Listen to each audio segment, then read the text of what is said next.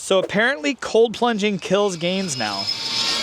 Or does it? Cold plunging reduces muscle growth by 66%. That headline is everywhere. And honestly, if that was true, I'd be a noodle by now. I plunge 5 to 10 minutes in cold water every single day. I lift hard, I focus on recovery, I feel amazing, and I don't know, I'm not massive, but somehow I still have muscle. So today I want to unpack the actual science behind this viral claim, and I'm gonna show you how to get the benefits of a cold plunge without nuking your muscle gains. And at the end of the day, I'm not a doctor and I'm not a scientist, but you need to switch your mindset from being virally misinformed to experimentally educated. Those are words that I just made up, but sometimes we get all of our information from viral videos and we don't actually do anything about it to see if it's real. So let's dig in. And after today's video, I want you to check out the link down in the description below for one of my most trusted resources. It's called Redmond, and they make real salt, Redmond clay, and Relight hydration. These are products that me and my family have been using for over 10 years, and I finally got an introduction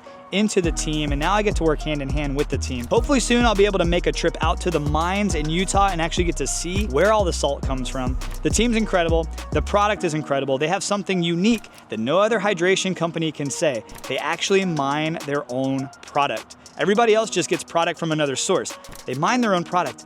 It is incredible product, regardless what a lot of other influencers have said in the past. Everybody seems to always find their way back to real salt. So I want you to check out the link down in the description below, help support the channel and help support them because their stuff is legit.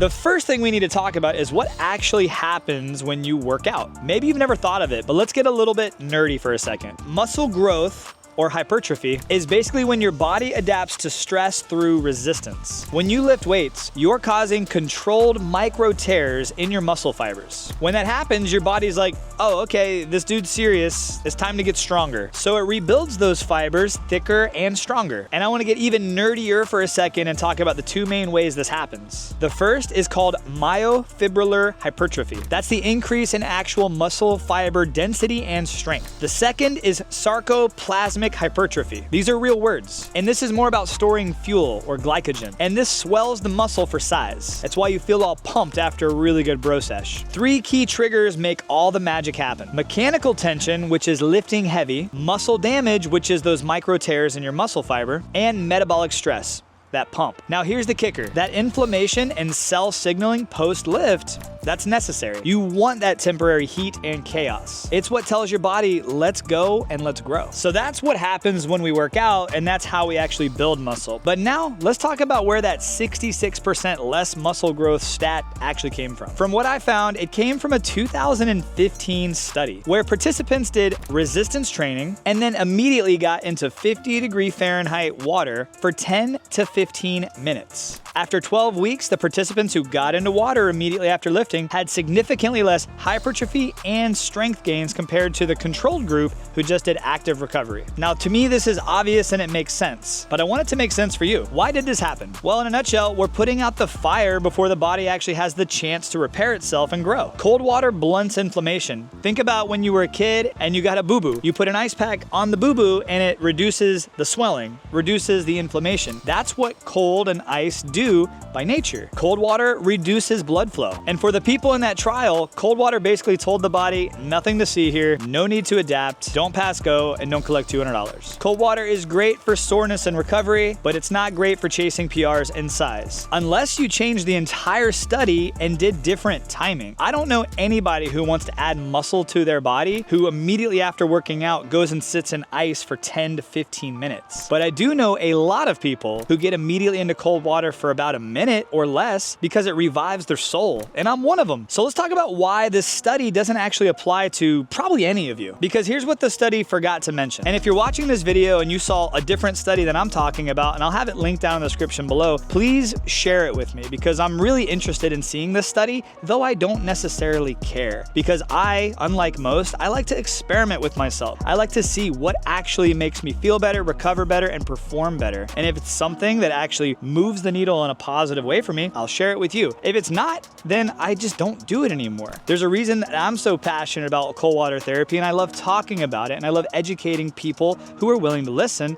on the topic. But just like cold water therapy isn't going to erase all of your muscle gains overnight, nothing you do 1 or 2 times is going to really make that big of a difference. We're talking about people who did a 12-week study, working out and getting immediately into 50-degree water for 10 to 15 minutes. I personally don't cold plunge for 10 to 15 minutes. It's unnecessary. And that study only showed the negative effects when cold plunging directly after a workout. But most of us, we're not cold plunging the second that we rack the bar. Sometimes we cold plunge first thing in the morning. Most of the time I cold plunge immediately before my workout. And then I also love to cold plunge at night. And guess what, guys? That changes everything. Another thing people forget is you can let your body do the adaptation process, give it 3, 4, 5 hours after your workout and then cold plunge. But even then, it's like I don't put a timer on and say, okay, it's been 5 hours, it's time to cold plunge. You have to do it when it fits your schedule and it's best for you, because all of our schedules are different. Basically what I'm saying is you can still get the recovery benefits of cold plunging and the hypertrophy benefits of the workout. You just have to time it right. So let's talk about the best timing for lifters who want to also get the benefits of recovery from cold plunging. Here's a practical guide that anybody can follow. First thing, don't cold plunge for longer than 1 minute anywhere between 4 hours after working out. Unless you're running or just doing cardio, then you can cold plunge as much as you want because it will benefit you in recovery. The second thing is schedule your longer cold plunges on rest days. If you want to do a 10 to 15 minute cold plunge, if that's what suits you, just do it on your rest day. And if neither of those are good for you, cold plunge first thing in the morning or immediately before any workout. I can tell you that most days that I hit PRs and feel really, really strong in the gym are the days that I cold plunge right before walking into it, or in my case, out to it. And for extra credit, workout,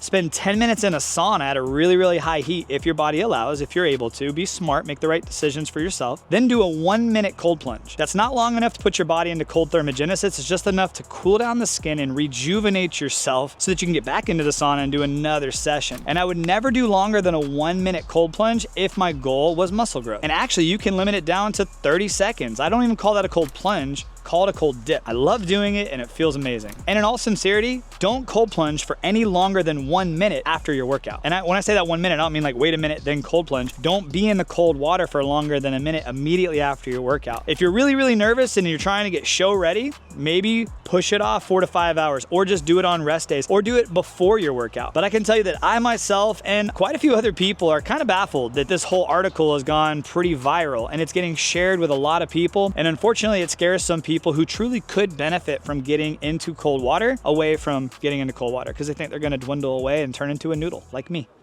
I'm just a little noodle. And if you have a different experience, share in the comments below. And if you read a comment below that's a different experience, maybe let's create a little bit of a dialogue and create a resource for people out there who truly need to know what they should do. Because if I was somebody who didn't have all the tools and I saw that online, I'd be like, oh, cold plunging's dead. I don't need to cold plunge anymore. But it has so many wonderful benefits that so many people around the world are experiencing daily. I just felt it was necessary to make a video talking a little bit more about it, because I personally don't think I'm killing my gains by cold plunging. I just think that some people might be mistiming their cold plunges. All right, so final takeaway, I get it. You are working hard in the gym. You are working hard to build muscle. You are trying to do all the right things, and you don't want to do something that is already torture, cold plunging, if it's going to just remove all the hard work you put in. I get it. You care about results. So do I. The last thing we want to do is find out something we did that was supposed to be helping us was actually hurting us. But this is what we do. Stay curious. New studies are going to come out that are going to completely debunk this. And then new studies are going to come out that are going to completely debunk that. There's a reason there's people who swear by a carnivore diet and there's people who swear by a vegan diet. Both are great for the right person. What I do might not be great for you. And what you do may not be great for me. You got to experiment and figure out what is actually going to work for you. For me, cold plunging changed my life. Sauna therapy changed my life. Working out outside changed my life. But to some, all three of those things might be absolutely crazy. And I gotta respect that. All I'm saying is don't let the headlines dictate your health. Because if that was the case, we'd all be eating Frosted Flakes and living to 150. Cold plunging is an amazing tool if you time it right. It can supercharge your recovery, boost your mental alertness, boost your mental clarity, and keep you in the game longer. There's a big old black racer coming over here. Big old black racer just came up on my filming spot here like I wasn't even here. And there he goes. Anyway, like I was saying, cold plunging is great. Just don't slam a cold plunge immediately after your workout for too long and too cold, because it will stunt your muscle growth. You can still plunge, you can still lift, and you can still thrive. Now, if you'll excuse me, I'm gonna go cold plunge so I can recover like a beast and still wake up swole. Later, guys. Wait, I can't finish like that. If you got any information out of this video, please like this video, comment some stuff, share it with some friends, subscribe to the channel, whatever. But regardless, I hope you have a great day. I'll see you on the next one. Have a great day, my friends, and God bless.